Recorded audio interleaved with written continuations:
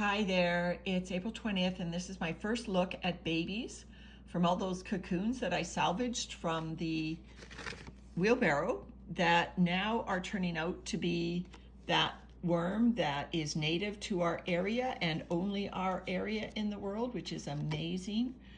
The Arctiostrotus Vancouverensis. Now there could be a red compost worm mixed into this, but if I zoom in on some of these worms, you can see the coloration and even the characteristics of these worms, that they are longer than they are wider, and they are very long for new cocoons, newly erupted cocoons. Here's a little baby. You know, I didn't find any documentation of these worms online in terms of life stages or anything like that. Although I think that write-up from UBC did say something or other about that peachy colored head and clitellum gets more pronounced as they get older. But there isn't a lot of science being done. I would like to see more. And so these worms, like I said, are cold worms like the Canadian nightcrawler. And so even though they have hatched inside my house, we are now taking them to our garden towers, even these little babies. And the garden towers are open to the bottom to our raised bed, and they will live out there in our raised beds. Probably came into our possession because of the manure that we brought in from west of Victoria, where we saw these worms living out there. Didn't know that they were anything different, but now that we know they're so special, we are taking extra special care of them, and out they will go to our garden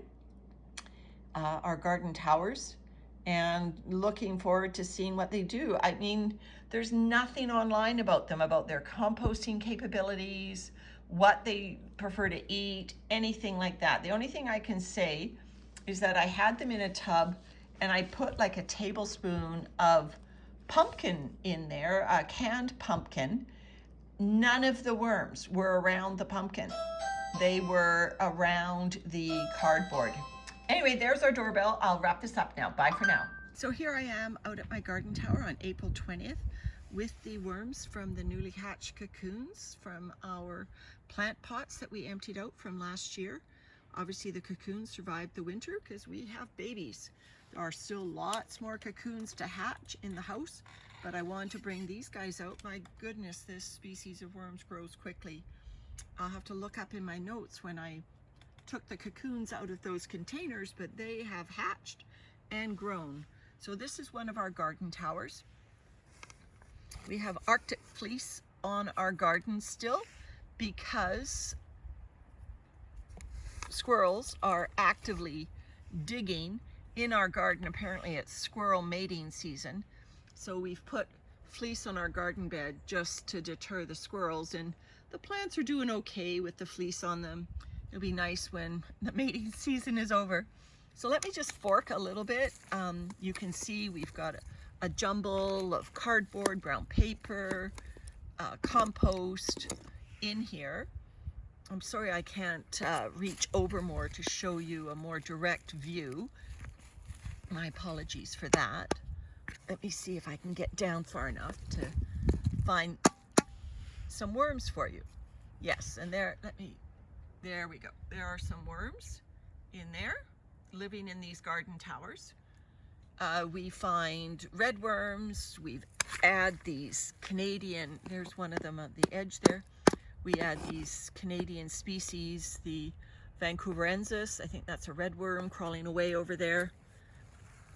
So we add worms. We probably launched every tower system with about 75 worms from our tower system. So we're presuming red wigglers.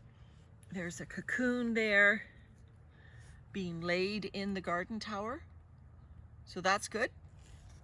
And so these obviously are outdoors towards the end of April in Victoria, British Columbia. It's a colder than normal April this year. So that's why I brought the cocoons inside to kind of accelerate their development. And here we go. So what I do is I just turn these containers over and I just let the worms find their own way down, which is what I had done with this lid. It's now empty, and then I'll just put the dark cardboard down as well, and that keeps, well, this lid keeps it dark, obviously, and the lid is just propped there. It's not sealed tight. It has holes in it. When it rains, the rain will go in there, which is great. You saw the moisture in there was just perfect. So the worms will get a benefit of our watering system because we have very dry summers here.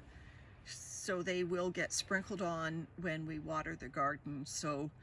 But the moisture will be able to flow right through this system, carrying any nutrients with it. Oh, and I should put this leaf in there. I was going to do that before I finished up today. So added some more worms, added a dry leaf that was just sitting there. That's our garden tower for today. We now have 4 of these towers going. Like I said, probably started with 75 to 100 worms each, but every time we harvest worms from manure piles and old plant containers and everything, we look for that Arctiostrotus Vancouverensis, and for sure any of those that we find go into these garden tower systems. So thanks for watching, everyone. Talk to you soon. Bye.